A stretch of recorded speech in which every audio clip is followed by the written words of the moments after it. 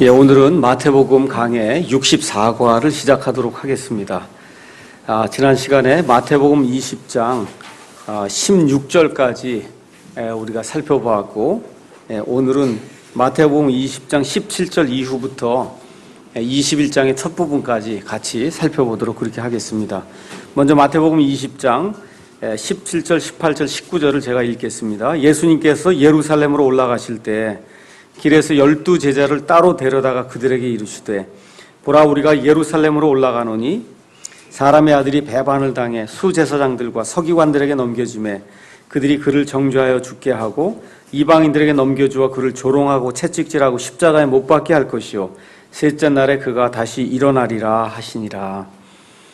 지금 여기 예수님께서 말씀하시는 이 때가 어느 때냐 하면, 예수님께서 지금 십자가에 달려서 죽기 약 일주일 전쯤의 일을 지금 기록하고 있는 거예요. 지상에서 마지막 부분, 지금 예수님의 그 생애의 마지막 부분을 지금 기록하고 있는데, 지금 읽은 말씀 17절에서 19절에는 예수님이 다시 한번 자기 제자들을 따로 데려다가 내가 죽는다, 이미 이전에 두 번 말씀하셨어요. 여기 마태복음에서만, 마태복음 16장 21절에서 처음으로 제자들에게 내가 죽는다 이렇게 말씀을 해주시고, 17장 22절에 가서 다시 한번 말씀해 주시고, 지금 여기 20장에 들어와서 예수님이 다시 한번 내가 죽는다 이렇게 말씀을 해주시고, 여기서는 좀 더 구체적으로 무슨 말씀까지 하시냐면 십자가에 못 박혀 죽는다, 그리고 셋째 날에 다시 부활한다. 그래서 십자가에서 구체적으로 이렇게 죽는 것과 그 다음에 셋째 날 다시 일어나는 것까지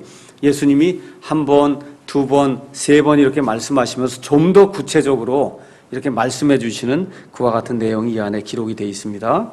자, 그래서 예수님은 지금 죽는다 하는데 제자들의 관심은 지금 거기에 없어요. 제자들의 관심은 지금 다른 데 가 있습니다. 20절에서 23절 제가 읽어볼게요. 그때 예수님 내가 죽는다 그렇게 얘기하는데, 그때 세베대의 아이들의 어머니가 자기 아들들과 함께 그분께 나와 그분께 경배하며 그분에게서 무엇인가를 바라매 그분께서 그녀에게 이르시되 내가 무엇을 원하느냐 하시니, 그녀가 그분께 이르되 주의 왕국에서 나의 이 두 아들이 하나는 주의 오른편에 다른 하나는 왼편에 앉는 것을 허락하옵소서 하고는 예수님께서 응답하여 이르시되 너희가 구하는 것을 너희가 알지 못하는도다.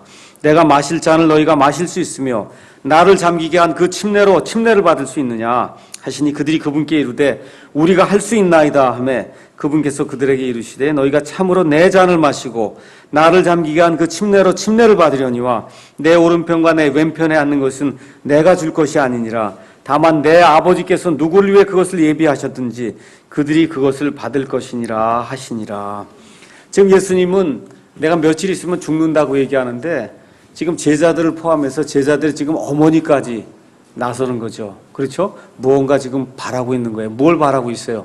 권세를 좀 주십시오 하고, 지금 세상에서 지금 여태까지 3년 반을 쫓아다녔는데 이제 무언가를 좀 주셔야 되지 않습니까 하고, 정말 예수님하고 말 그대로 핀트가 전혀 맞지 않는 지금 이러한 그 요구를 하고 있는 이러한 대목이 안에 기록이 되어 있습니다.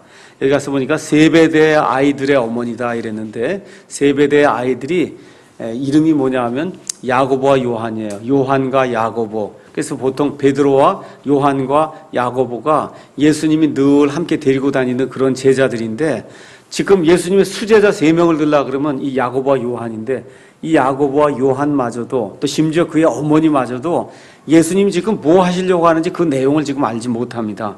뭘 달라 그래요? 권세를 달라고 하는 그런 내용이 이제 그 안에 기록이 되어 있죠.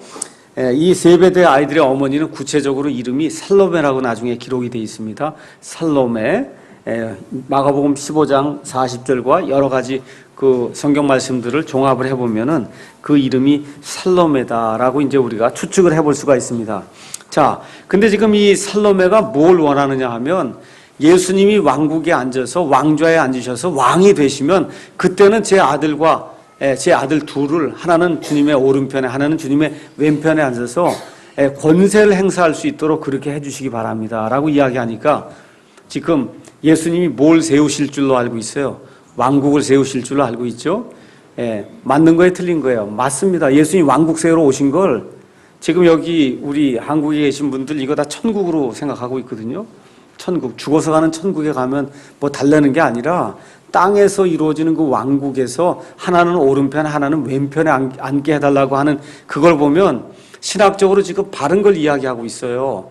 근데 지금 뭐예요? 이스라엘 백성이 그걸 원치 않기 때문에 지금 왕국이 이제 연기가 될 그와 같은 상황에 지금 빠져 있는 거예요. 근데 어쨌든 살로메가 지금 이해하고 있는 것은 예수님이 왕국을 세울 뿐이다. 그 내용을 이해하고 있다는 점에서는 칭찬을 받아서 마땅해요. 진짜 왕국을 이 땅에 이루시려고 우리 예수님이 오셨습니다. 근데 다만 지금 뭐를 모르느냐 하면 하나님의 구원 계획에 있어서 두 가지가 있다고 하는 사실을 알지 못하는 거예요. 초림과 재림이 있다. 근데 첫 부분에서 예수님이 초림과 재림이 같은 것으로 예수님이 쭉 말씀해 오시다가 마태복음 16장 넘어가면서부터 드디어 내가 죽는다 말씀하면서 이제는 초림과 재림이 두 가지로 이렇게 구분된 사건으로 시간을 두고선 이게 생기는구나 하는 걸 암시를 하면서 계속 나가는데 지금 살로메와 이 사람들은 아직 그걸 알지 못하고 그냥 초림과 재림, 예수님은 그냥 한 번 오시나 보다, 메시아는 한 번 오시는가 보다 지금 이렇게 생각을 하면서 예수님에게 나와서 왕국을 갖게 되거든 권세를 달라고 요구하는 그와 같은 모습이 나와 있습니다. 다시 말씀드리면 왕관을 받기 이전에 십자가에서 이 고통을 당해야 한다고 같은 사실을 지금 알지 못하는 거예요. 자, 그러면서 이 요구를 하니까 예수님께서 너희가 구하는 것을 너희가 참 알지 못하는구나. 내가 마시는 그런 잔을 너희가 마실 수 있으며 나를 잠기게 한 그 침례로 너희가 침례를 받을 수 있느냐 하고 예수님이 말씀하세요. 여기 나오는 잔과 여기 나오는 침례를 진짜로 생각하시면 안 됩니다. 예수님이 무슨 잔을 마시는구나. 예수님이 언제 침례를 또 받아서 예수님 침례 받은 걸 또 이거 침례자 요한이 예수님에게 침례를 주었는데 그 침례를 너희가 받으라고 하느냐 지금 그렇게 이야기하시면 안 되죠. 여기 나와 있는 것은 앞뒤 문맥으로 봤을 때 17절, 18절, 19절의 내용이에요. 예수님이 마실 잔과 예수님을 잠기게 한 그 침례는 예수님께서 십자가에서 고통을 당하시고 죽으시고 나중에 부활하실 때까지 이와 같은 일을 예수님이 내가 마실 잔이라고 얘기하고 나를 잠기게 한 침례라고 지금 이야기를 예수님이 하고 있는 겁니다. 그렇죠? 그래서 실질적으로 여기 나와 있는 것은 고난을 이야기하는 거예요. 잔을 마시고 그 다음에 나를 잠기게 한 그 침례로 침례를 받고 이렇게 얘기하는 건 물속에 들어가고 나가는 게 아니라 나중에 어느 고통까지 당하여 죽음의 고통까지 우리 예수님이 당하시게 됩니다. 또 어느 고통까지 당하냐 십자가에서 지옥의 고통까지 예수님께서 말 그대로 십자가에서 죽으실 때 죄 자체가 돼서 죽어요. 하나님 아버지께서 얼굴을 외면하실 정도로 예수님이 죄 자체가 돼서 죽으시면서 지옥의 모든 형벌을 다 담당하시고 죽음의 고통을 예수님이 담당하시는데 그것을 지금 잔과 그 다음에 침례라고 예수님이 표현을 하고 있습니다.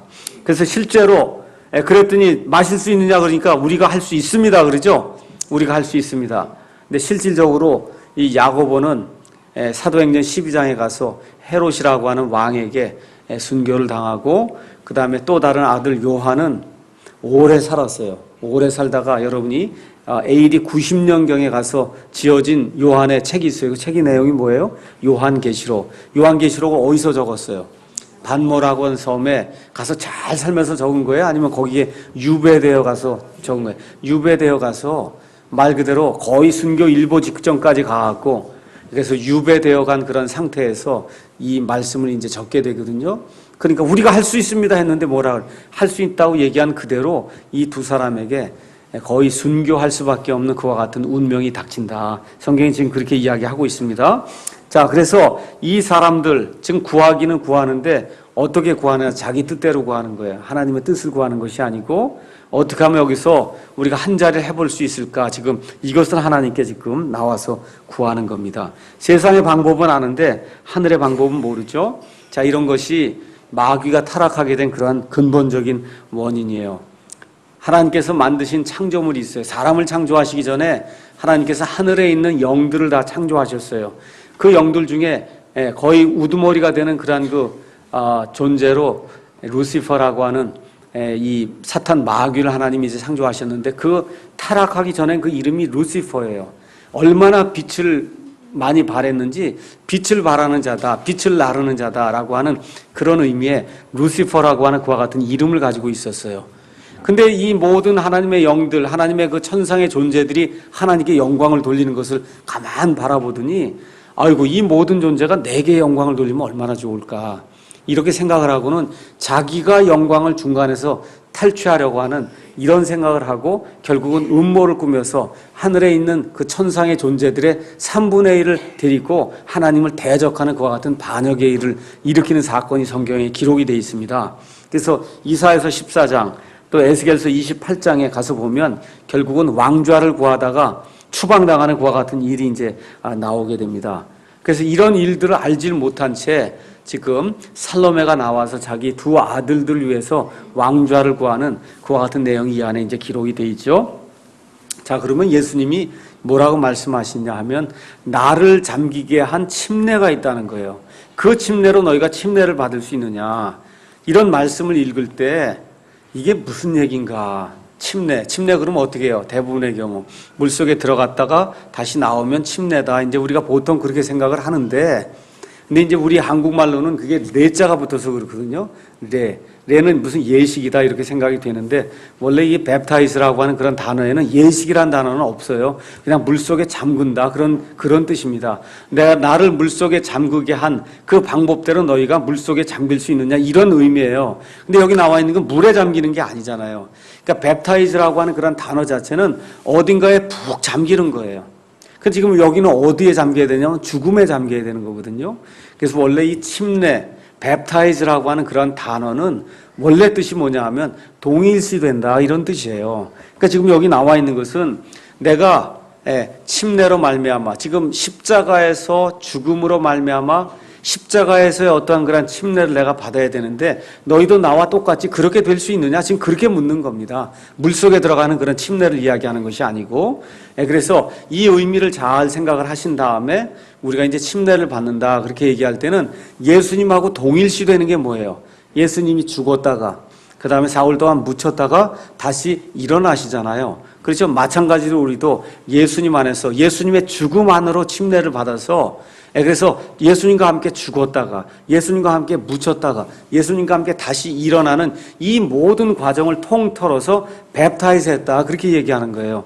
근데 이게 우리말로 침례라고 하니까 자꾸 예식을 생각하니까 이게 어려움이 생기는 거예요. 예식은 사실 아니고 그 되어가는 모든 과정을 가리켜서 뵙타이즈 했다, 영어로 그렇게 이야기를 하는 겁니다. 그래서 여기 나와 있는 그 침례라고 하는 거, 물 어디에 잠기게 한다 하는 그런 의미는 원래 뜻이 뵙타이즈 한다 하는 그 뜻은 동일시한다라고 하는 그런 뜻으로 여러분이 받아들이시면, 이걸 그대로 해석하면 무슨 뜻이에요? 내가 앞으로 십자가에서 엄청난 고난을 당하고 죽고 다시 살아날 터인데 나를 잠기게 한 그 침례 십자가의 그 침례로 너희가 동일시 될 수가 있느냐, 지금 예수님이 그렇게 묻는 겁니다. 그랬더니 뭐라 그래요? 우리가 할 수 있습니다. 이제 할 수 있습니다 하고 나중에 가서는 순교의 자리까지 이 두 사람이 이제 이루게 됩니다.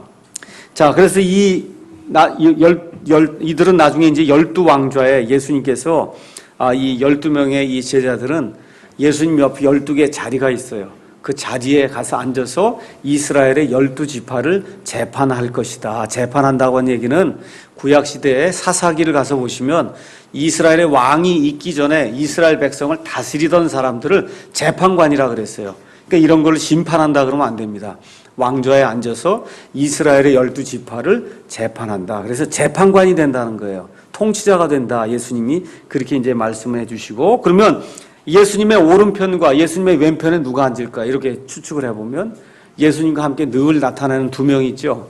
누구예요? 두 증인. 누가 나타나요? 모세와 엘리야. 모세와 엘리야라고 하는 그 유명한 사람이 늘 예수님과 함께 나타나는데, 그런 것들을 이제 살펴봐서는 예수님의 오른편과 예수님의 왼편에 앉는 그와 같은 권세는 아마 이 두 사람이 차지하지 않을까, 우리가 그렇게 생각을 해볼 수가 있습니다. 자, 그 다음에 이제 24절부터 28절에는 우리 교회와 그 다음에 예수 믿는 그런 모든 사람들이 늘 기억해야 될, 특별히 이제 저 같은 경우 목사로서 늘 기억해야 될 그런 말씀이 이 안에 이제 기록이 되어 있습니다. 참 이런 말씀 읽으면서 지난주에도 말씀드렸지만 참 지켜야 되는데 정말 육신이 연약해서 이게 지키지 못한 이런 말씀이 이 안에 이제 기록이 되어 있거든요. 24절 제가 읽어보겠습니다. 그 10명이 그것을 듣고 두 형제에게 분개하거늘, 어머니까지 동원해갖고 자리를 빼앗으려고 하니까 분개한 거예요. 그렇죠? 그래서 뭐라 그래요? 예수님께서 그들을 불러 이르시되 이방인들의 통치자들이 그들에게 지배권을 행사하고, 이방인들의 통치자가 있어요. 대통령이 있어요. 총리가 있어요. 총리가 어떻게 해요? 그들 섬겨요? 말은 섬긴다고 하는데 어떻게 해요? 누른단 말이에요. 눌려서 통치한단 말입니다. 그래서 지배권을 행사하고 큰 자들이 그들에게 권위를 행사하는 것을 너희가 알거니와. 다 알지 않냐? 카이사르가 어떻게 하느냐? 제일 높은 자리에 가서 지배권을 행사하고 통치권을 행사해서 사람들을 억압하지 않냐? 그리고 너희가 알지 않냐? 근데 너희끼리는 그리하지 말지니.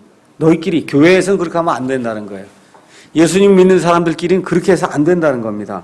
너희 가운데 누구든지 크게 되고자 하는 자는 너희를 섬기는 자가 되고, 너희 가운데 누구든지 으뜸이 되고자 하는 자는 너희 종이 될지니라. 이 말씀하시고 예수님이 이것을 단단히 박으려고 마지막 한 말씀을 더 하십니다. 이와 같이 사람의 아들도 섬김을 받으러 오지 아니하고 도리어 섬기며 자기 생명을 많은 사람의 대속물로 주려고 왔느니라 하시니라 하고, 예수님이 아예 딱 잘라 말씀하시는 그런 내용이 이 안에 기록이 되어 있습니다. 잘 들으세요. 나머지 10 제자가 분개했어요. 이 얘기는 무슨 소리냐 하면 진짜 왕국을 지금 받으려고 하는 거예요. 이 사람들은 왕국이 진짜로 임해서 그 중에 2 자리는 이 사람이 차지하고 나머지는 우리에게 줄려나 보다, 이렇게 생각하니까 분개하는 거지, 뭐 영적인 왕국 같으면 지금 분개할 필요가 없어요. 그러니까 지금 이 사람들도 여전히 뭘 기다리고 있어요? 왕국의 도래를 지금 기다리고 있는 겁니다. 왕국의 도래. 근데 예수님이 말씀하시는 게 크리스천 리더십, 예수님이 가르쳐 주신 그런 리더십은 타고 짓누르는 그런 리더십이 아니다. 뭐라고 말씀하셨어요? 섬기는 리더십이다. 지금 그렇게 이야기, 영어로 servant leadership이다. 이제 그렇게 이야기하는 겁니다. 섬기는 자가 돼야 된다. 미니스터가 돼야 된다. 영어로 종이 돼야 된다 할 때 종, 그 종은 지금 우리 교회에서는 집사로다 이름이 바뀌었다 그랬어요. 그래서 종이라고 하는 그 그리스 말이 교회에서 직무를 행하는 사람, 교회 직무 행하는 사람은 2명이 있어요. 2 종류가 있습니다. 목사와 집사라고 하는 그러한 직무가 있는데, 목사는 양의 꼴을 먹이는 그와 같은 일을 하기 때문에 목사다, 목자다 이렇게 이제 불렀고, 그 다음에 다른 사람들 섬기는 그런 종의 직무를 행하는 그런 사람을 집사라고 불렀습니다. 그래서 교회에서 목사든 집사든 아니면 교회에 나오는 모든 사람은 여기 예수님의 말씀에 따라서 섬기는 자, 종이 돼야 된다. 그렇게 이제 이야기하고 있습니다. 그래서 예수님이 뭐라고 말씀하냐? 크게 되고자 하느냐, 교회에서. 그럼 어떻게 하라고요? 섬기는 자가 되라. 제가 부족하지만 늘 여러 사람들 모이면은, 특히 남자 형제들 가운데 늘 모이면 그런 얘기를 해요. 교회에서 어떤 직책을 맡거나, 교회에서 뭐 부목사를 하든, 교회에서 전도사를 하든, 이 부목사 하든 전도사를 하든 아니면 목사를 하든 뭘 하든 다 어디 가운데서 나와요? 우리 가운데서 나오는 거예요. 여러분 어렵게 뭐 멀리서 자꾸 찾으려고 하지 말고, 우리 가운데서 목사도 나올 수 있고, 우리 가운데서 전도사도 나올 수 있고, 행정목사도 나올 수 있고, 이렇게 생각하시는 게 합리적인 거예요. 멀리 가서 찾으려고 하지 말고. 그러면 그거를 목사가, 자, 당신은 지금부터 부목사입니다. 자, 당신은 지금부터 전도사입니다. 이렇게 임명하기 전에 사람들이 먼저 알아볼 수 있게 해야 된다고 제가 늘 말씀드리는 거예요. 그게 무슨 얘기예요? 어려울 때마다, 어려운 일이 있을 때마다 먼저 나서서 섬기고 하면 사람들이 알아봐요. 저 사람은 우리 교회 목사감이구나. 저 사람은 우리 교회 전도사감이구나. 사람들이 알아보도록 그렇게 해야지, 목사가 이거 임명한다 그래서 그 사람이 그 대접을 받을 수가 없어요. 이게 중요한 거예요. 지금 예수님 말씀하시는 것도 지금 똑같은 초점이에요. 교회 안에서 누군가의 존경을 받을 그러한 그 위치에 오르고 싶은 그런 분이 있으면 자꾸 섬기면 돼요. 자꾸 남보다 밑에 들어가서 무언가로 내가 섬길 수 있는 일이 없을까, 섬겨야 되겠구나, 이렇게 해서 자꾸 섬기면 다른 사람들이 볼 때 저 사람이 우리의 리더가 되겠구나 알아본다는 겁니다. 그래서 이 원칙이 예수님의 원칙이고, 제가 또 교회를 이렇게 하다 보니까 저 역시도 이걸 따르려고 노력하는데, 제가 좀 뻣뻣하게 이렇게 굴거나 이럴 때 있으면은 좀 이렇게 찔러서 좀 그렇게 하지 못하도록 이렇게 좀 충고도 해주시고, 직접 좀 얘기를 하셔야 돼요. 왜냐하면 모르고 그럴 때도 있고 이렇게 하기 때문에 그래서 해주시고 저 역시도 사람을 이렇게 하게 될 때 내가 좋아하니까 저 사람을 목사시켜야 되겠다. 이래 갖고는 목사 못해요. 그 사람은. 그게 안 됩니다. 어때요? 사람들의 신망을 받아야 목사를 할 거 아니에요. 맞습니까? 예, 그래서 그렇게 되도록 하면 자연스럽게 된다는 거예요. 자연스럽게. 그래서 예수님 여기 얘기하는 것도 자연스럽게 리더가 돼야 된다. 그 리더는 남의 형편을 잘 살펴보고 그 사람들 섬기려고 자꾸 노력을 하면 사람들이 알아준다는 거예요. 아, 당신이 우리의 리더가 돼주십시오 하고 이렇게 되는 리더십이 성경에 나와 있는 예수님이 가르쳐주는 그와 같은 리더십이다. 이렇게 얘기해 주시고 예수님이 맨 마지막에서 쐐기를 박죠. 나는 섬김을 받으러 오지 않고 섬기려 하고 또 뭐라 그래요? 내 몸을 많은 사람을 대속하기 위한 대속물로 내주려고 왔다. 이게 무슨 소리야? 대속물이라고 하는 건 어떤 사람이 아이를 유괴했어요. 그럼 뭐라 그래요? 3천만 원을 갖고 오면 이 아이를 놔주겠다 이런단 말이에요. 그럼 3천만 원을 갖고 가잖아요. 그 3천만 원이 대속물이에요. 우리가 지금 누구에게 인질로 잡혀 있어요? 태어나면서. 마귀에게 지금 인질로 잡혀 있거든요. 인질로 잡혀 있어요. 이 마귀에게서 이걸 벗어나기 위해서는 대속물이 필요한 거예요. 대속물. 이 대속물 예수님이 사람을 구속하기 위해서 내 자신을 아예 심지어 대속물로 내어주기 위해서 내가 이 땅에 왔다. 이렇게 이야기하니까 참 어려운 겁니다. 이 그리스도인 리더가 된다고 하는 게 이게 어려운 거예요. 이걸 가지고 세도를 부리려고 하고 이렇게 하면은 예수님하고 정말 너무 상관이 없는 그런 사람이 되고 마는 거예요. 그래서 제가 요새 좀 걱정이 좀 많습니다. 이것저것 생각하면서 교회가 이렇게 늘어나고 사람이 늘어나고 할 때 이게 과연 좋아할 것인가? 한번 생각해 보세요. 제가 만일에 이 목사하고 하는 게 아주 그냥 풀타임 일이 돼갖고 목사로 성공해야 되겠다 하면 사람 늘어나면 막 좋아할 거예요. 근데 지금 그런 게 아니거든요.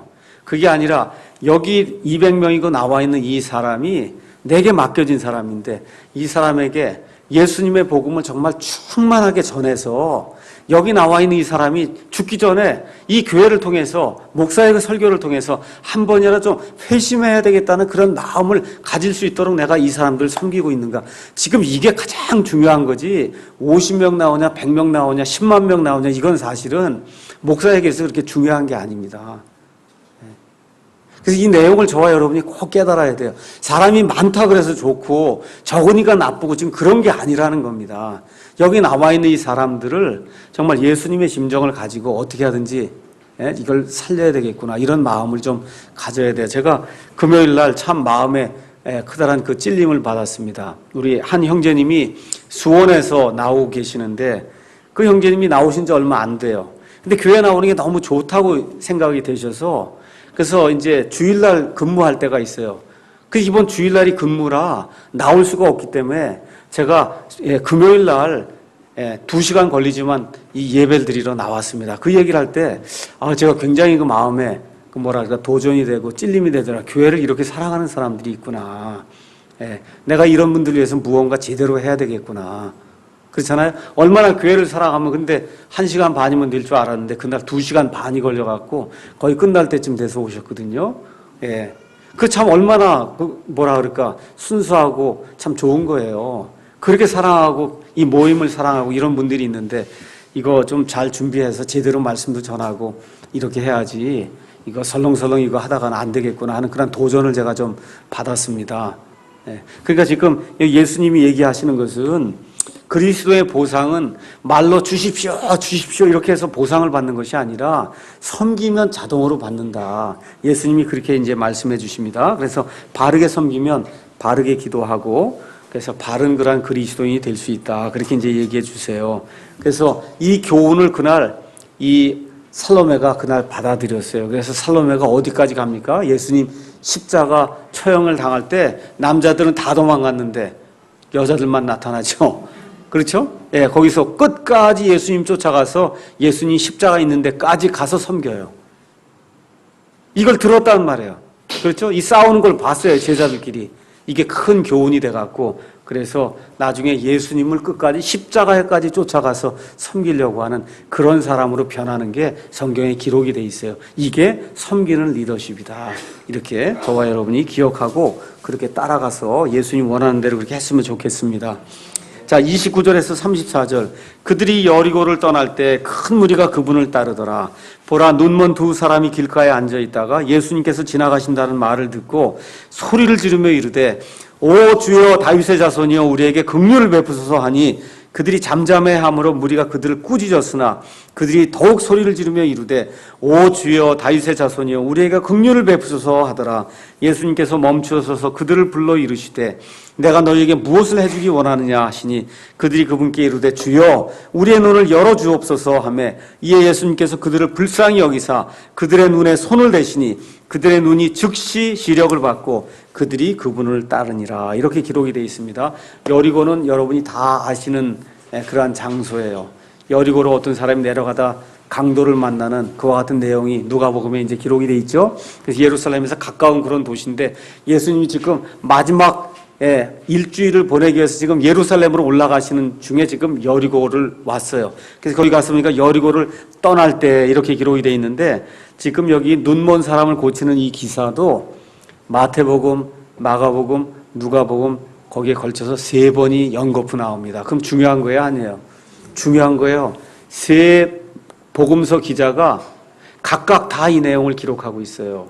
근데 여러분이 가셔서 마가복음에는 10장 46절에서 52절, 누가복음에는 18장 35절에서 43절 이렇게 되어 있는데 이제 예루살렘으로 이제 들어가는 그런 내용인데 십자가 처형 전에 십자가 사건이 언제 일어나느냐 하면 6월절 날 일어납니다. 예수님이 6월절 어린 양으로 죽기 때문에 6월절 날 일어나면 대략 지금으로 얘기하면 4월 10일경에 일어난다. 그렇게 생각하시면 돼요. 지금의 달력으로는 4월 10일경이 6월절이에요. 그쯤부터 시작해서 한 며칠 전의 일이니까 4월 한 5일이나 요쯤 돼서 지금 여리고를 떠나서 이제 올라가는 그러한 대목이 지금 이 안에 기록이 되어 있는 겁니다. 근데 가서 보면 마태와 마가의 진술이 다릅니다. 어떻게 다르냐? 마태복음에는 눈먼 사람이 둘이라고 나오고 마가복음엔 눈먼 사람이 1명이라고 나와요. 그 1명의 이름이 누구예요? 유명한 사람 있죠. 누구예요? 바디메오. 그렇죠? 그 다음에 또 진술이 다르게 나옵니다. 마태복음엔 가서 보니까 29절에 그들이 여리고를 떠날 때, 여리고가 있을 때, 여리고를 떠날 때 이렇게 기록이 되어 있고 마가복음을 가서 보면 그들이 여리고에 들어갈 때 이렇게 기록이 되어 있어요. 보통 이제 예수 믿는 것을 반대하거나 이런 사람들 이런 걸 들고는 바라 성경이 틀렸다 그렇게 이야기를 하는 그런 대목이 하나입니다. 마태복음은 전체적인 이야기를 다 기록하고 있고 마가복음은 바디메오라고 하는 그 한 사람에게 초점을 두어서 기록을 하고 있기 때문에 두 사람이냐 한 사람이냐는 그 복음서 기자가 어디에 관점을 두고 그걸 기록했느냐에 따라 달라질 수 있는 거기 때문에 그거는 틀린 것이 전혀 아니고 그럼 여리고를 왜 여기는 떠난다고 기록이 돼 있고 여리고가 있는데 여리고를 떠난다고 기록이 돼 있고 마가복음은 왜 여리고를 들어간다고 기록이 돼 있냐. 이것도 그 당시에 기록을 자세히 살펴보면 아무 문제가 되질 않습니다. 여리고라고 하는 그런 도시 여러분 잘 아시죠? 어떤 도시예요? 지금 이스라엘 백성이 이집트에 나와서 그래서 가나안에 들어가기 위해서 40년 동안 떠돌다가 드디어 이제 딱 가나안 땅에 들어갔는데 첫째 도시가 무슨 도시의 이름이 여리고예요. 맞죠? 거기에 살던 유명한 사람이 있었어요. 누구예요? 라합이라고 하는 창녀가 여기 살고 있었어요. 맞습니까? 이거 성경 상식 퀴즈 지금 다 나눠드렸는데 거기 다 기록이 돼 있는데 아직도 안 읽으셨나 보네. 이게 보니까 가서 좀 읽으셔야 됩니다. 제 아내는 그걸 읽더니 아니 이거 거기 가서 보니까 보아스라고 한 사람이 나오잖아요. 근데 보아스의 어머니가 누구예요?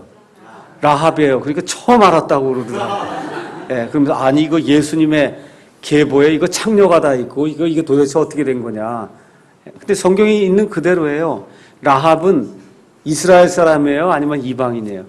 이방인이에요. 이방인 중에서 창녀예요. 맞습니까? 이렇게 됐는데 이 사람에게서 아들이 태어났는데 그게 보아스예요. 그렇죠? 보아스가 룻하고 결혼했어요. 그래서 오벳이라고 하는 아들 낳고 그 이후에 이새가 나오고 그 이후에 다윗이 나오고 다윗에서 맨 나중에 예수님이 나오는 이런 계보로 이렇게 기록이 돼 있으니까 정말 다양한 사람들이 그 안에 지금 들어있는 겁니다. 맞죠? 그 성경 상식 퀴즈 이번에 가서 잘 하셔야 됩니다. 예. 자, 그래서 그 도시 이름이 여리고예요. 그 유대인들의 여리고인데 예수님 당시에는 유대인들의 여리고가 있고 거기서 약 1.5km 떨어진 거기에다가 또 여리고라고 하는 그런 도시를 로마 사람들이 또 하나를 만들어 놨어요. 그 여리고가 두 개 있는 거예요. 뭐 두 개라기보다 구여리고 신여리고 이렇게 돼 있는 걸 여러분이 생각을 하시면 돼요. 그 지금 여기 구여리고를 떠나서 신여리고로 들어간다 하게 되면 아무 문제가 없는 겁니다. 그래서 역사적으로 그런 내용들이 이미 입증이 돼 있고, 그래서 마태는 유대인들의 여리고를 떠나는 걸 기록하고 있고, 마가는 유대인들의 여리고를 떠나서 지금 어디로 들어가요? 로마 사람들이 만들어 놓은 신여리고로 들어가는 그 대목에서 이걸 기록하고 있기 때문에 똑같은 사건을 기록을 하고 있는 겁니다. 그래서 성경에 뭐가 어려움이 있다 이렇게 자꾸 하면서 성경 말씀을 부인하는 그런 사람들 쫓아갈 필요가 전혀 없습니다. 자, 근데 이 사람들이 지금 얘기하는 것도 가만 보세요. 뭐라고 하냐 하면 예수님이 지나간다고 하니까 다윗의 자손이요, 우리에게 긍휼을 베푸소서 지금 그렇게 이야기합니다. 영어로는 Son of David 이렇게 얘기하는 거예요. 다윗의 아들이시오, 다윗의 자손이시오. 지금 그렇게 이야기하는 거는 여러분 성경을 읽을 때 다윗의 자손, 다윗의 왕국 이렇게 얘기가 나오면은 그럼 뭘 꼭 기억하셔야 돼요? 진짜 다윗에게서 나오는 그러한 그 메시아가 이 땅에 왕국을 세우시려고 하는구나. 여기 나와 있는 이 눈먼 두 사람도 이분이 왕국을 세워서 메시아로 왕으로 이걸 다스릴 뿐이라고 하는 그런 사실을 지금 알고 있었다는 겁니다. 왕국을 기다리고 있다는 거예요. 소리를 질러댑니다. 왕국을 세우실 분 메시아야 우리를 고쳐주소서. 그랬더니 많은 사람들이 뭐라 그래요? 시끄러우니까 잠자코 있어라. 지금 그렇게 이야기하지 않습니까? 반대가 심합니다. 구원받으려고 그러면 반대가 심해요. 여기저기서. 근데 어떻게 해요? 더욱 소리를 질렀다 그러잖아요. 오늘 아침에 설교 말씀대로 할 것 같으면 더욱 어떻게 해요? 믿음을 가지고 쳐다봤다는 겁니다. 소리를 질렀어요. 마가복음 10장 50절에 가서 보면 그 바디메오는 소리를 지를 뿐만 아니라 옷을 다 내던지고 예수님을 쫓아갔다 지금 그렇게 기록을 하고 있습니다. 어떤 옷이에요? 거지의 옷. 그렇죠? 근데 이사야서 64장 6절 가서 보시면은 영적인 걸 이렇게 적용을 하면 우리의 의는 더러운 누더기와 같다는 거예요.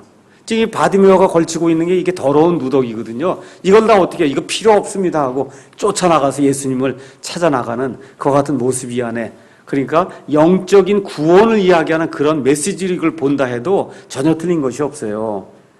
그래서 구원을 받으려면 어떻게 해야 돼요? 예수님께 나와야 돼요. 다른 방법이 없습니다. 예수님께 나와야 돼요. 다른 방법 없어요. 구원받는 것은. 뭐 다른 건 모르겠어요. 구원은 예수님께 나와야 됩니다. 그래서 눈먼 사람이 눈 뜨려고 하니까 누구에게 나와야 돼요?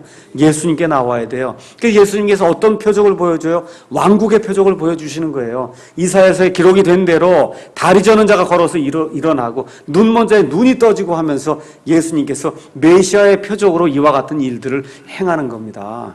메시아의 표적으로. 자, 예수님께서 그를 불쌍히 여기셨어요. 그럼 어떻게 해요? 우리 눈을 열어달라고 하니까 예수님이 그들을 불쌍히 여겼다. 예수님이 또 뭐라고 말씀하시냐, 나중에 내 믿음이 너를 온전하게 하였다. 이렇게 해서 그들의 눈이 열리는 이러한 모습이 이제 이 안에 기록이 되어 있습니다. 구원도 동일합니다. 필사적으로 간구하는 게 없이 구원 못 받아요. 설렁설렁 이렇게 사는데 하나님이 너는 구원받기로 예정된 자니까 아무 때나 구원받을 수 있다. 이런 건 성경에 없는 겁니다. 제가 요새 마음에 큰 부담이 있어요. 그 부담은 뭐냐 하면 어떻게 선량하고 너무나 좋은 그런 분들이 이러한 그 예정론이라든지 하나님이 누구는 예정해서 아예 천국으로 들어가도록 뭐 믿음하고 상관이 없어요. 그렇게 다 만들어 주시고 어떤 사람은 예정해서 아예 그냥 지옥으로 들어가도록 그렇게 만들어 줬다는 거예요.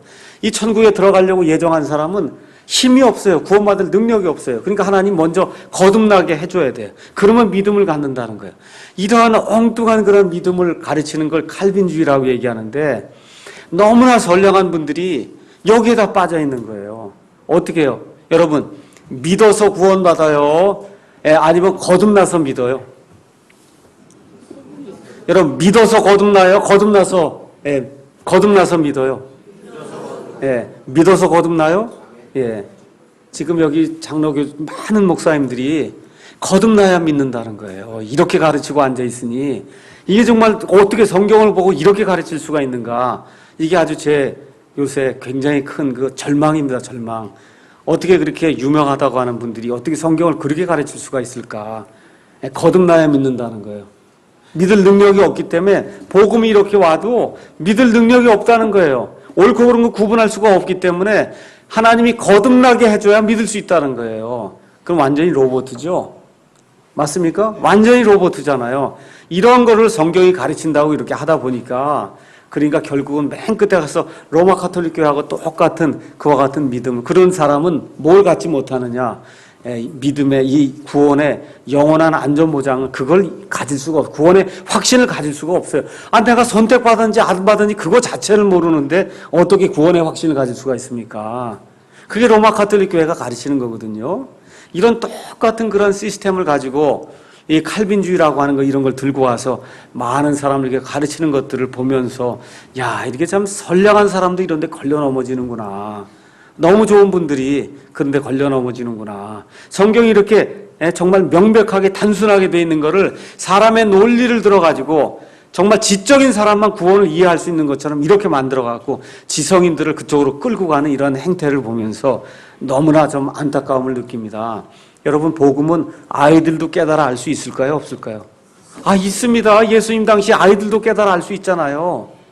디모데전서 가서 보니까, 디모데후서 3장에 가서 보니까 성경 기록에 대해서 얘기하면서 내가 어릴 때부터 성경 기록을 알았나니 이 성경 기록 이걸 열심히 공부하게 되면 예수님 안에서 구원받을 수 있다 그렇게 만들어 주지 않습니까? 아이들도 깨달아 알 수 있을 정도로 간단한 거를 사람의 이론을 들어갖고 여러 가지 전제 조건을 앞에 세워놓고 이 성경을 이해하도록 그렇게 만드니까 어떻게 돼요? 이 사람들이 믿음에 대한 그런 확신이 없으니까 자꾸 무언가를 스페셜하게 하나님이 내게만 주시는 뭔가 계시를 받아야 되겠다는 이런 쪽으로 자꾸 사람들이 넘어가게 되거든요. 이런 안타까운 그런 일들을 이렇게 가만히 보면서 여기 보니까 어떻게 돼 있어요? 명백하잖아요. 어떻게 구원받길 원합니다. 내 눈이 열리길 원합니다. 예수님 만나니까 어떻게 해요? 더욱 간절히 원하지 않습니까? 그 예수님이 열어주잖아요. 이 순서가 그렇게 돼 있는 거예요. 원해야 됩니다. 예수님이 지나간다는 사실을 인지해야 돼요. 예수님이 계신다는 사실을 내가 인지하고 예수님이 나를 구원시켜 줄 수 있는 그런 분이라는 사실을 인지하고 그 앞에 내가 의지를 가지고 나와야 구원이 이루어지는 거지. 내가 하지도 않는데 하나님이 이미 정해놨으니까 너는 하든 안 하든 설렁설렁 믿고 있으면 어느 때 하나님이 와서 이 사람을 구원해 준다. 이런 일은 있을 수 없습니다. 이 성경 전체가 다 그렇게 이야기하는데 어떻게 어떤 사람은 하나님이 그냥 가만히 두면 언젠가 가서 구원 받을 사람으로 하나님 미리 정해놨고 어떤 사람 믿으려고 그렇게 애를 써도 이건 이미 지옥 가기로 하나님이 정죄를 해놨다는 거예요. 이런 식의 이런 믿음을 가르치는 이런 사람들을 보면서 너무너무 절망감이 정말 큽니다. 절망감이 크고 상당히 좀 마음에 큰 부담이 있습니다. 자, 마태복음 21장으로 넘어가도록 그렇게 하겠습니다. 자, 이제 마태복음 21장에는 드디어 예루살렘에 들어가는 그런 내용이 기록이 되어 있습니다. 그들이 예루살렘에 가까이 와서 벳박에 올리브산에 이르렀을 때 예수님께서 두 제자를 보내시며 그들에게 이르시되 너희 맞은편 마을로 들어가라. 그리하면 즉시 너희가 매어 있는 나귀와 그것 곁에 나귀 새끼를 보리니 그것들을 풀어서 내게로 끌고 오라. 만일 누가 너희에게 무슨 말을 하거든 주께서 그것들을 필요로 하신다 하라. 그리하면 그가 즉시 그것들을 보내리라 하시니 이 모든 일이 일어난 것은 대언자를 통해 말씀하신 것을 성취하려 하심이라. 일렀을 때 너희는 시온의 딸에게 이르기를 보라 내 왕이 내게 임하시느니라. 그분은 온유하사 나귀 위에 앉으시되 나귀 새끼 곧 어린 수나귀 위에 앉으시느니라 하라 하였느니라. 자, 예루살렘에 이제 입성을 하는데 무슨 명절이라 그랬어요? 지금이 6월절이에요. 6월절. 예루살렘에 보통 사는 사람이 한 10만 명 정도 아마 됐을 겁니다. 그 당시에. 근데 명절이 되면 유대인들은 1년에 몇 차례 하나님 앞에 가서 자기 자신을 보여야 돼요. 남자들. 세 차례 보여야 돼. 아마 세 차례까지 다 가는 사람 없었고, 세 차례 중에 한 번 정도는 가야 되는 거예요. 언제 가요? 6월절에 한 번 가고, 오순절에 한 번 가고, 또 언제 한 번 가요? 장막절에 한 번 가고, 이렇게 한 번은 가서 봐야 되니까, 지금 천국에서 사람들이 모여왔고 또 이 예수님, 이 유대인들 중에 개종자들이 있었어요. 이방인들 가운데 이제 개종한 그런 사람들이 먼 곳에서 다 이 하나님께 예배를 드리기 위해서 이제 6월절에 찾아오다 보니까 적어도 100만 명, 많게는 한 200만 명의 사람이 지금 모여 있는 거예요. 엄청난 군중이 지금 여기 예루살렘이 크지 않습니다. 조그만 도시에 바글바글 지금 모여있는 그런 상황 속에서 예수님이 들어가시는데 지금 예수님이 여기서 공개적으로 자신을 드러내시죠? 맞습니까? 예, 지금까지는 어떻게 했어요? 드러내지 말라고 말씀하셨잖아요. 근데 지금 여기 예루살렘에 입성하면서 예수님이 공개적으로 자기 자신을 드러내는 그와 같은 모습이 지금 나오고 있습니다. 자, 그러면 공개적으로 자신을 드러내기 위해서 드러내신 그 이유가 뭐냐? 두 가지가 있어요. 크게 생각해 볼 때. 첫째는 여기 스가랴서에 나와 있는 말씀을 예수님이 성취하시려면 이렇게 공개적으로 하실 수밖에 없는 거예요. 거기 뭐라고 기록이 돼 있어요? 예, 보라 내 왕이 내게 임하시느니라. 그분은 온유하사 어린 수낙 위에 앉으시느니라. 낙 위에 앉아서 들어가셔야 되니까 예수님이 공개적으로 안 할 방법이 없죠. 그렇죠? 몰래 숨어서 할 수가 없잖아요. 공개적으로 낙 위에 타고 들어가셔야 되니까 예수님 일단 공개적으로 이 일을 하셔야 되고, 또 하나는 이런 공개적인 일을 통해서 많은 사람들이 보는 가운데 예수님이 메시아 왕국을 선포하게 되면 사람들의 반대가 극심할 거예요. 그 극심해야만 예수님이 아까 말씀하신 뭘 이룰 수 있어요? 십자가 사건을 이룰 수 있단 말입니다. 그렇죠? 그러니까 이제 예수님께서 공개적으로 자기 자신을 드러내는 그와 같은 그 사역을 이제 시작을 하시는 겁니다. 자, 그러면 말 그대로 여기 보니까 누가 임한다고 돼 있어요? 5절에 보라 시온의 딸에게 말해라. 누가 임한다고? 보라 누가 임해요? 내 왕이 임하느니라. 여기도 계속 나오는 게 뭐예요? 메시아 왕국을 이야기하는 겁니다. 왕국을 열어줄 왕이 임한다는 거예요. 그러니까 이 마태복음을 읽으시면서 천국을 이야기하면 안 돼. 죽어서 가는 천국. 지금 마태복음 그 전체적인 얘기는 다 땅에서, 이 땅에서 이루어지는 하늘로부터 임하는 그 왕국, 메시아가 가져오는 그 왕국을 지금 임한다고, 그걸 이루려고 한다고 하는 그 사실을 염두에 두고 이 말씀을 읽으면 역사적인 그런 말씀으로, 문자 그대로의 말씀으로 저와 여러분이 이해할 수 있는 겁니다. 자, 그래서 근데 스가랴서 가서 보니까 스가랴서 뭐라고 기록이 되어 있냐면 오 시온에 따라, 그 다음에 여기 마태복음엔 하나가 빠졌어요. 크게 기뻐할지어다. 이게 빠졌습니다. 지금 기뻐할 수 없는 상황이거든요. 자, 그 다음에 오 예루살렘에 따라 크게 외칠지어다. 보라 내 왕이 내게 임하시느니라. 그분은 의로우시고 구원을 소유하시며, 거기 구원을 소유하시며가 지금 마태복음엔 또 빠져 있는 겁니다. 아시겠죠? 하나님께서 말씀을 인용하실 때 불필요하거나 지금 이루어지지 않는 말씀은 빼놓은 거예요. 원래 스가랴에서 다 인용을 하면 크게 기뻐할지어다가 있어야 되고 또 뭐가 있어요? 그분은 구원을 소유하시고가 있어야 되는데 이 두 가지는 지금 이루어질 게 아니기 때문에 성령님께서 인용을 하실 때 그 둘은 뺀단 말이에요. 그렇게 돼 있고 겸손하사 나귀를 타시되 나귀 새끼 곧 어린 수나귀를 타시느니라. 이렇게 기록이 돼 있습니다. 그럼 구원을 소유하신다. 이 얘기는 뭐냐면 스가랴서의 말씀대로 그대로 이루어지는 것은 재림의 때에 이루어져요. 재림의 때에는 이스라엘 백성이 주변의 모든 그런 이방인들로부터 구원을 받는 그런 일이 이루어져요. 근데 지금 예수님 여기 초림하신 이 상태에선 구원이 이루어집니까? 안 이루어집니까? 안 이루어지니까 구원을 소유하시고 지금 빠져 있는 거예요. 성령님이 그건 아직 이때가 아니다 하고 성령님이 그거는 빼고 인용을 하시는 거예요. 그 다음에 또 뭘 뺐다 그랬어요? 크게 기뻐할지어다. 지금 크게 기뻐할 상황이 아니에요. 누가복음에 가셔서 똑같은 내용을 가서 보시면 예수님이 지금 예루살렘을 내려다 보시고, 산에서 예루살렘을 내려다 보시고 예루살렘이 자기의 때를 알지 못하는 것을 보시고 예수님이 어떻게 하세요? 우신단 말이에요. 지금 크게 기뻐할 때가 아니에요. 예수님이 백성들이 왕국을 주려고 자기가 왔는데 그걸 받아들이지 않으니까 어떻게 예수님이 엉엉 우시는 그런 내용이 이 안에 기록이 돼 있어요. 그러니까 지금 성령님께서 스가랴서 9장에 있는 그 말씀을 인용하실 때 크게 기뻐할지어다. 구원을 소유하시고 이 둘은 뺀단 말이에요. 지금 이게 아니에요. 언제는 그게 이루어질까? 이 두 가지가. 예수님 재림하실 때 그때는 구원도 소유하시고 그때는 크게 기뻐할지어다 해서 온 이스라엘 백성이 기뻐할 수 있는 그와 같은 때가 임한다는 겁니다. 자, 6절에서 이제 11절 가서 보니까 여기에 뭐라고 기록되어 있냐면 그 제자들이 가서 예수님께서 자기들에게 명령하신 대로 행하여 나귀와 나귀 새끼를 끌고 와서 자기들의 옷을 그것들 위에 얹고 그분을 그 위에 태우니 매우 큰 무리가 자기들의 옷을 길에 펴고 다른 이들은 나무에서 가지를 베어 길에 흩어깔며 앞에서 가고 뒤에서 따르던 무리들이 외쳐 이르되 호산나 다윗의 자손이여 찬송하리로다 주의 이름으로 오시는 이여 가장 높은 곳에서 호산나 하더라. 그분께서 예루살렘에 들어가시니 온 도시가 소동하여 이르되 이분이 누구시냐 하거늘 그 무리가 이르되 이분은 갈릴리 나사렛의 대언자 예수님이라 하니라. 이렇게 이제 기록이 되어 있습니다. 요 하나만 더 말씀을 드리고 마칠게요. 이 사람들이 뭐라고 외쳐요?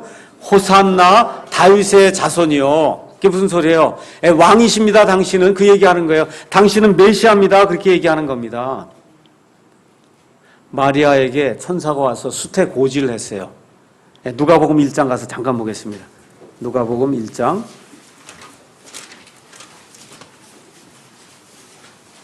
누가복음 1장에 가서 보시면은 마리아에게 천사가 나타나서 이 아이가 어떤 아이가 될 것이냐 이야기해 준 내용이 나오는데 거기 31절에 가서 보면 보라 내가 내 태에 수태의 아들을 낳고 그의 이름을 예수라 하리라. 그가 크게 되고 가장 높으신 이의 아들이라 불릴 것이요. 그 다음에 주 하나님께서 그의 조상 다윗의 왕좌를 그에게 주시리니 그가 영원토록 야곱의 집을 통치하며 그의 왕국이 어때요? 무궁하리라 하니라. 그러니까 호산나 다윗의 아들이여 다윗의 자손이라고 외친다는 건 무슨 소리예요? 이 말씀 그대로 영원토록 야곱의 집을 다스리고 그 왕좌가 영원히 무궁토록 지속이 될 그분이 바로 예수님입니다 하고 손을 들어서 종려나무를 흔들면서 예수님을 맞이하는 그런 모습이 이 안에 기록이 돼 있어요. 그럼 여러분이 지금부터 2000년 전에 그 이스라엘 백성 가운데 지금 들어가서 종려나무를 흔드는 무리에 지금 들어가 있어요, 여러분이. 그럼 여러분 지금 뭘 기다리고 이거 소리 지를까요? 뭘 기다려요? 천국이요, 왕국이요? 왕국. 그렇죠? 예, 우리를 이 모든 어려움에서 해결해서 여기 이 나라에다 왕국을 세워줄 그분, 지금 그분을 기다리고 지금 호산나 다윗의 자손이요 주의 이름으로 오시는이요 하고 지금 외치는 이런 모습을 여러분이 상상해 보면은 이 말씀이 그렇게 이해가 될 수 있구나. 예, 그렇게 이해할 수 있을 겁니다. 예, 여러분이 시간이 되시면 다음 시간에 제가 이제 말씀을 또 드리겠지만 사무엘기하 7장 또 이사야 9장 이런 내용들을 가서 살펴보시면 도움이 될 겁니다. 오늘 일단 여기까지 하고 다음 시간에 이어서 이 예루살렘 입성과 그 이후에 이루어진 일들을 살펴보도록 그렇게 하겠습니다.